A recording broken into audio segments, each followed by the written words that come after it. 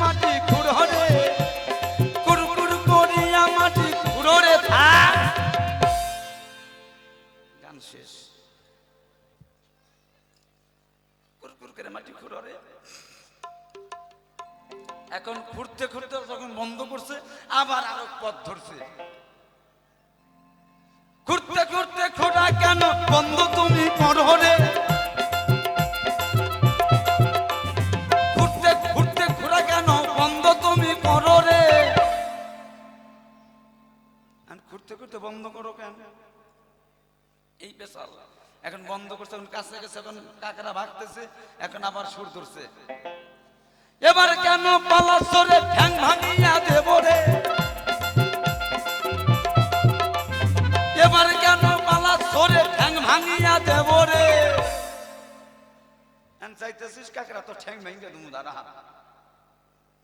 এখন বাড়িতে গেছে, বাড়িতে যাবো রে কয় শোনো, শুনছো ফেসির মা, আমি একটা গান শিখাইছি, 3 কলি গান শিখাইছি, আমার 3 তিরিক্ষা 9,000 টাকা হবে, আমি আর কোনোদিন আল মারবো না, আমি এখন আসলে যে গান গাবো।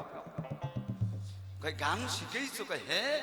কয় কেমন গান শোনাও? কয় দিনের বেলা গান শোনানো যাবে না, শোন এখন যদি গান শোনাই সারা দিন করে মানুষ জায়গা আছে, এরা সবাই এসে গান শুনে গেলে পরে আমার টাকা একটাও দিবেন না।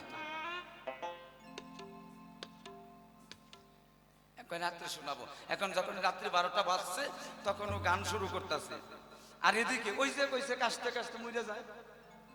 এখন ওই দিনকে ওই পাড়ার চোরে ভাবছে যে ওই যে ফল্লাই গান শিখাইছে, মেলা টাকা নিয়ে আইছে, বিদেশ থেকে আইছে, তোমার ঘরে আজকে চুরি করতে হবে। আগের দিনের ঘর তো এরকম পাকা টাকা ছিল না, খালি সোনের বাতারের ঘর আর আইলে ছিল। এখন চুরে জানিরান কাছে নিয়ে ওই ক্ষুদা ধরছে, ডোমার কাছে ফুটতেছে, এখন পীরার কাছে ফুটতেছে। যখনই ঘোরা শুরু করছে তখনই চোরে গান শুরু করে দিচ্ছে। ওই গৃহস্থে গান গাইতেছে, কুরকুর করিয়া মাটি খুঁড়রে, কুরকুর করিয়া মাটি খুঁড়রে। সুর কইবা মা গৃহস্থ তো জায়গা রয়েছে, আসলে মোটা টাকা নিয়ে আইছে রে, যেহেতু জায়গা রয়েছে খুরবান না করলো তার মানে তাজাই আছে, মরে নাই। বন্ধ করছে আবার পথ ধরছে। এবারে কেন বন্ধ তুমি করো রে, এবারে কেন বন্ধ তুমি করো রে, সুরকে আমি বন্ধ করছি তাও তো জানে রে, এই বাড়িতে চুরি করা যাবে না, নিলে তো ঘরে ঘুরে মার খাওয়া লাগবে, বাড়ি যাওয়াই ভালো। চোরান আবার টাইল পাতারে দৌড় মারছে, এখন অমনি গান ধরছে। এবারে কেন পালা চোরে ঠ্যাং ভাঙিয়া দেব রে, এবারে কেন পালা চোরে ঠ্যাং ভাঙিয়া দেব রে। তো অবস্থা আমার তাই, এবার পালাইয়ে যাইতে হবে। বইলে গেল কুচবিহারে যাইও, কোথায় পালাইব তার নাই ঠিক, পালাবো না, বাপ তোমার আছে। এইরকম গল্প, এটা গল্প দা গল্প কাটনি কেন, চোরের গল্প তো আমি দিই না। কইলো চুল পাকবে না, দাড়ি পাকবে না, অমুক পাকবে না, হ্যান পাকবে না। হ্যাঁ, মেডিসিন গৌরদেবের কাছে আছে, গৌরাঙ্গ গোসাই যারা গুরুকর্ম ঠিক মতো করে তাদের কাছে অবশ্যই আছে। তুমি সরল চাষা জমিতে মাঠে ফসল ফলাও, তাতে সোনার ফসল ফলে, তাদের ভারতবর্ষের মানুষ বাঁচে। আর 20 লক্ষ বৈরাগীর দলে ভারতবর্ষ ধ্বংস করে, এই তো তোমার জিজ্ঞাসা এই ধর্মসভার তরে। তাই তোমার কিছু বলবার জন্য চাই, কথা মিথ্যা নাই। একে একে তোমার সূত্র ধরে দুইটা যা জিজ্ঞাসা করে গেছে জবাব দেবো ধর্মসভায়।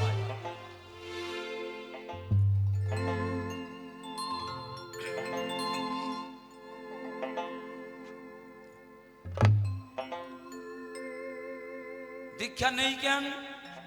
যারা নেয়, যাদেরকে দীক্ষা দেয় না তাদের জল নাকি হাতে জল মূত্র সমতুল্য, ভালো।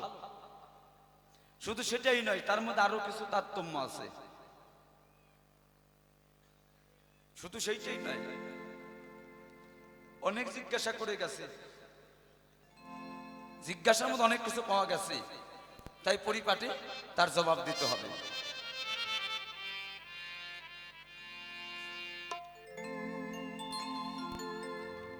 পরিকল্পনাতে শিবানন্দ রে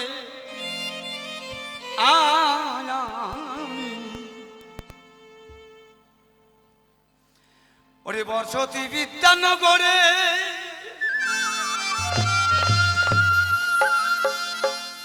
ওরে দেশ ভ্রমণে ভ্রমণ করি হরি নামের ফেরি আলাবে কল্পনাতে শিবানন্দ গোস্বামী আমি রে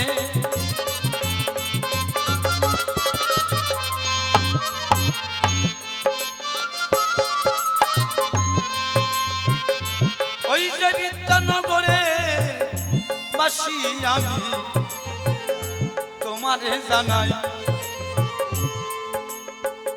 বিপক্ষেতে আছে না আমার যে জন সংসারী যে ভাই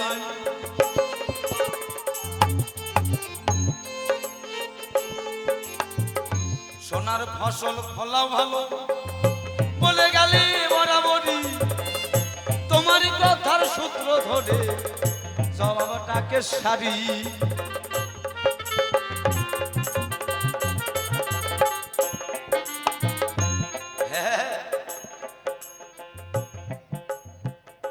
আমি জবাব সারি তোমরা যে বীজ বপন করো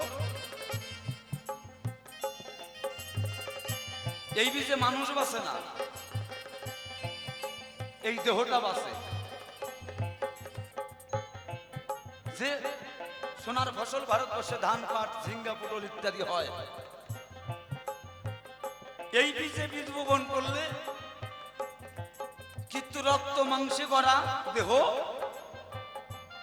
এই দেহটা বাঁচে দেহিটা কিন্তু বাঁচে না দেহিকে কিরে মা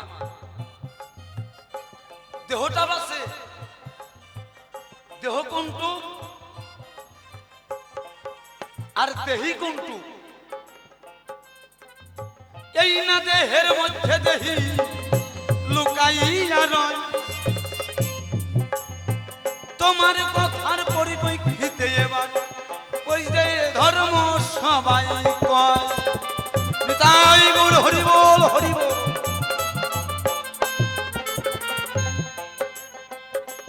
ভূতাত্মা প্রেতাত্মা আত্মা আত্মা রামেশ্বর পরমাত্মা তোমার এই বীজের ফসলে ভূতাত্মা প্রেতাত্মা বাসে আত্মা আত্মা রামেশ্বর পরমাত্মা বাসে না কি বাবা কথা কি ভুল বললাম না কেন মাছ মাংস ভাত রুটি না খাইলে এই দেহটা থাকবে না অচল হয়ে যাবে দেহ আর দেহি আলাদা দেহি কাকে বলে ভিতরের যে পরমাত্মা পরমাত্মায় জীবাত্মার খোরাক যোগায় বৈষ্ণবরা যে বীজ বপন করে তোমারে যাই কইয়া দেহের মধ্যে আবাদ করে ফসল যায় ফলাইয়া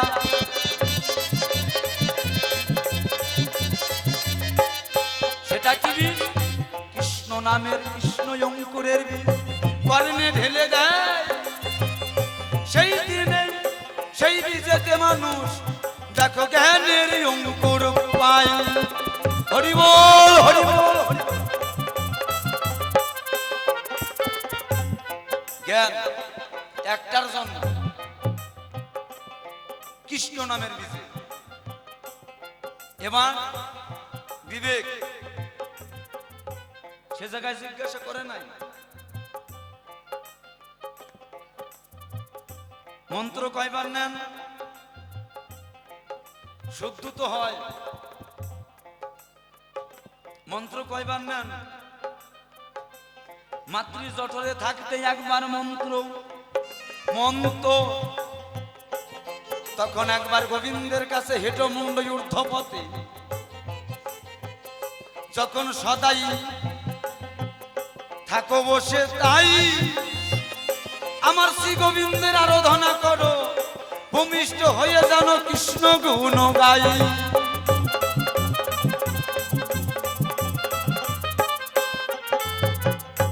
ধরায় আবার এসে দীক্ষা, ওই মন্ত্রই তোমাকে স্মরণ করে দেওয়া হয়, মনে করে দেওয়া হয় যে তুমি যে কৃষ্ণকে কথা দিয়েছিলে মানুষ হবে, ভগবান শ্রীকৃষ্ণের চরণ পাবে, তাহলে ভগবানকে কোথায় পাওয়া যাবে?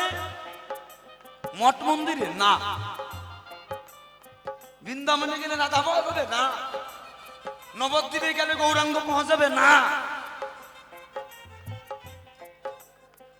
যে জায়গায় আমার সাধুগুরু বৈষ্ণব, এই নরের উত্তম মানুষ, মানুষের মতো মানুষের সঙ্গ করলে পরে তারে পাওয়া যায়। মানুষের মতো মানুষ সঙ্গ করতে হবে। আমিও মানুষ, আমার বাবাও মানুষ,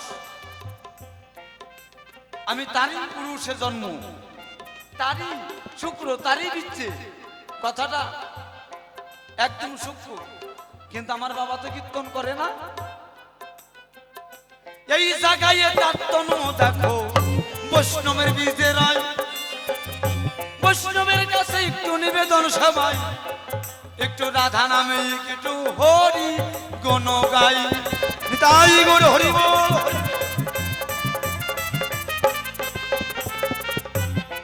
একই বীজে তিন রকম ফসল তোমার লাই কয়া,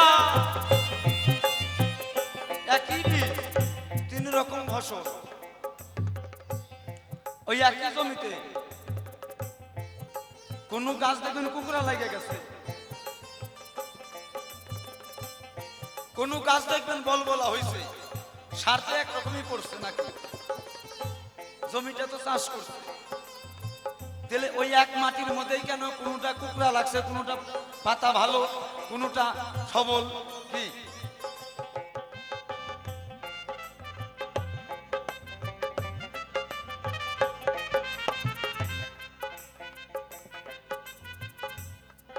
যে যতটুক শোষণ করে নিতে পারে সে তত বড় হয়। বাবারে, বীজ বপন করলে শুধু হবে না, ওরে জল সেচও দিতে হবে না। ওই আমন ধানের সময় যদি বড় ধান বুনি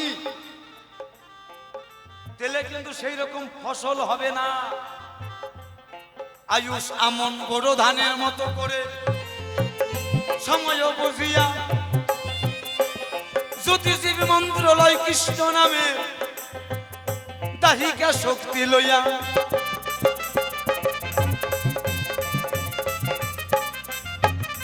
যার হবার 9 বৎসরে হয়, আর যার হয় না 100,000 বৎসরে হইলেও করলেও হবে না, শাস্ত্রের নিদর্শন। তাহলে বৈষ্ণবরা যে বীজ বপন করে সেই বীজে কি ফলে? সোনার ফসল ফলে। জ্ঞান, বিবেক, বৈরাগ্য, তিনটি ফসল পাই। এই ধারায় নয়নের জলে আমরা বৈষ্ণব সাধুগুরু চরণ ধোয়াই।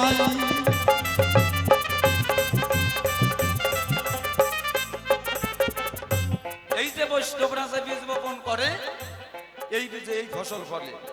একটা হলো জ্ঞান, একটা হলো বিবেক, একটা হলো বৈরাগ্য। এর মধ্যে এবার কারোটা খায়, কারোটা খায় না। কেন? প্রশ্ন করে গেছে ভালো বাবা আমায়, বলি নাই মনে আছে, অধিকৃতর হাতে খাইলে নাকি মূত্র সমতুল্য ধরে।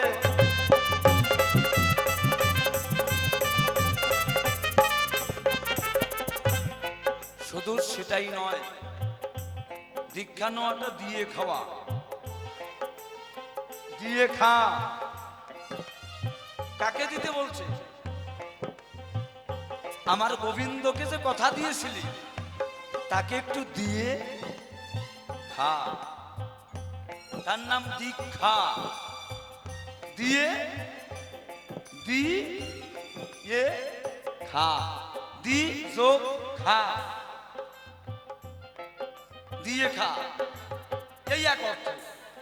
আবার আছে দীক্ষা শব্দের অর্থাৎ দক্ষতা অর্জন করা। তার ভিতরে যদি জ্ঞানের দক্ষতা অর্জন না হয় তিনি কিন্তু কোনো কিছু করতে পারেন না। এই অমুকে ধরলে খায় না, তমুকে ধরলে ছয় না, বৈষ্ণবের কাছে বলে গেলে বৈষ্ণবের চূড়ামণি যিনি বলছে এবার শুনো বসে।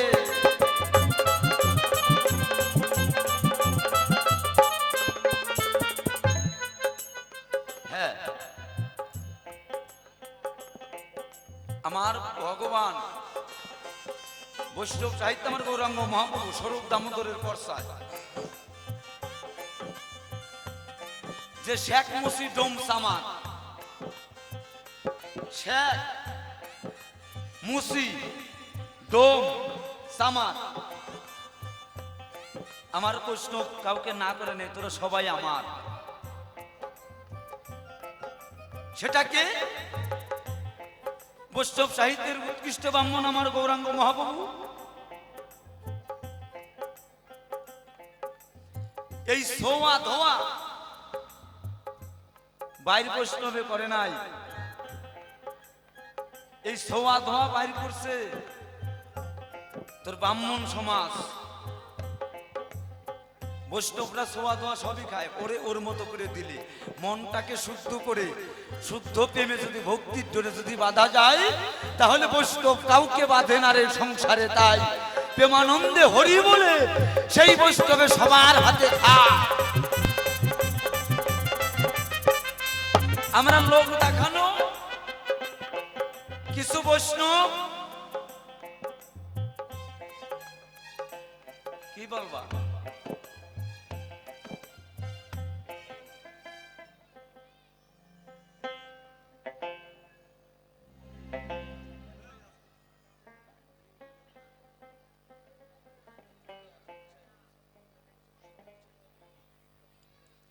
খাবার কথাটা বলছে ওটার মধ্যে আসতেছে। বাবা আপনি ভালো বলছেন, বসেন বাজা।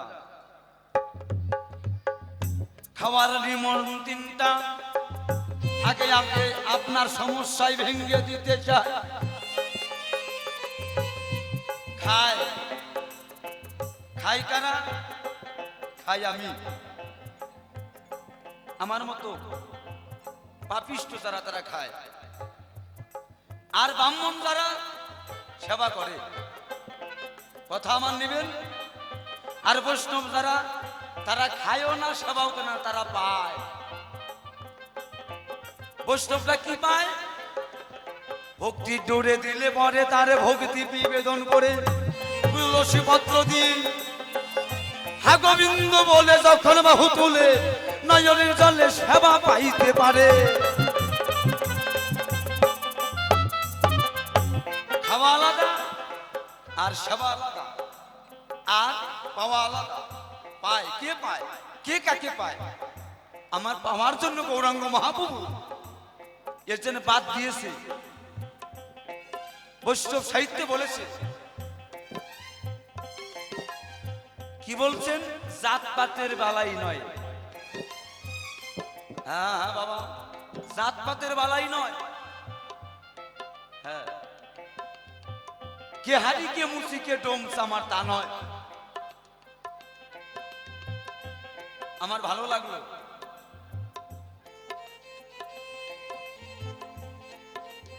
তাহলে পরে আমরা এই যে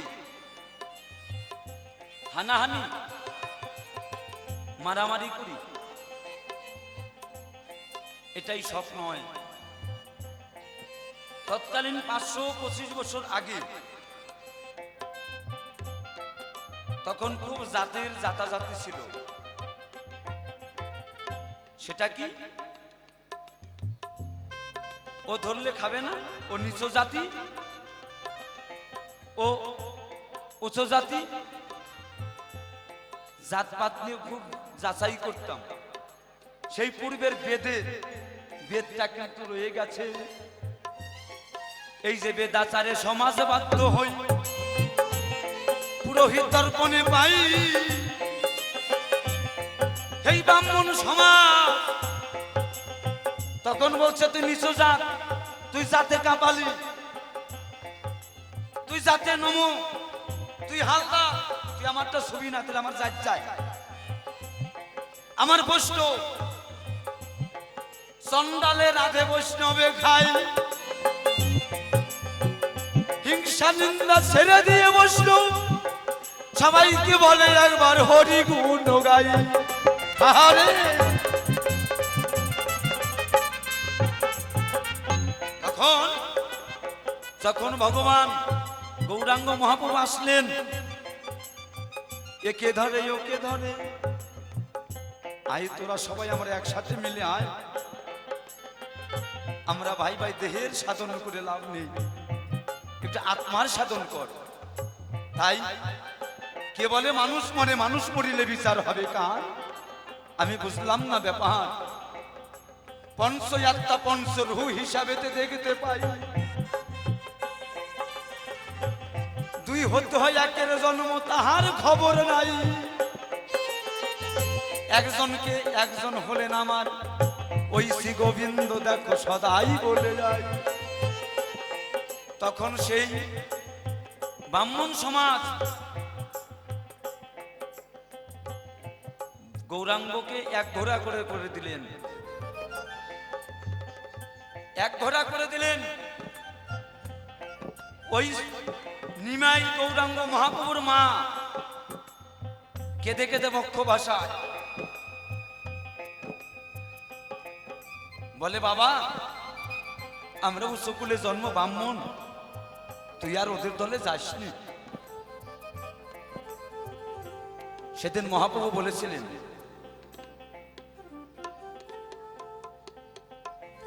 যে নামা আমি তো জীব তরাতে এসেছি,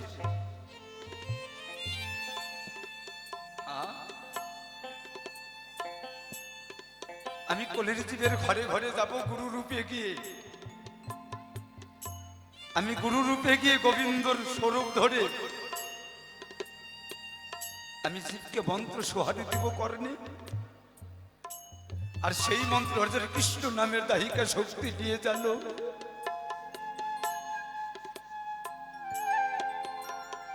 সাধু সঙ্গ ভক্ত সঙ্গ করেন, ভক্তের মাঝে থাকতে চাই মা।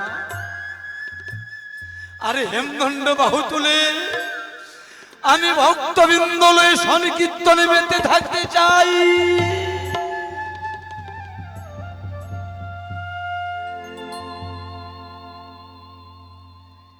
সেদিন গৌরাঙ্গ মহাপ্রভু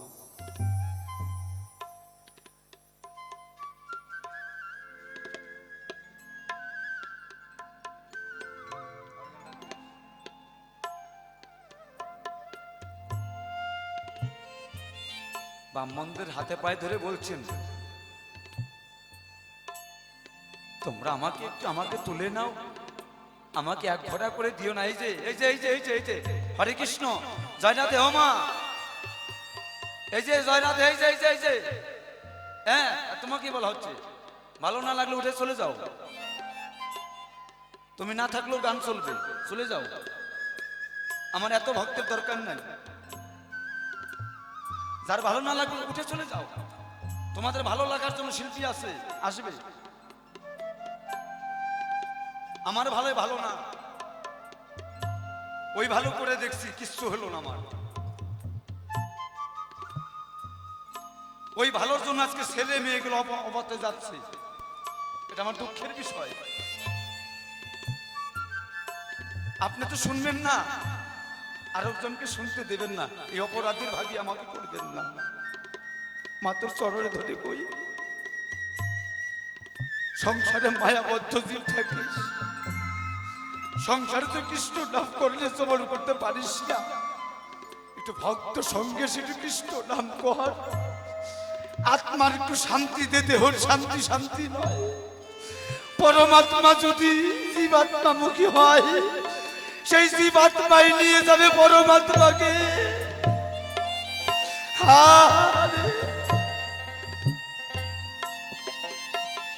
আমি শুধু টাকার জন্য গান গাই না, জানিস মা,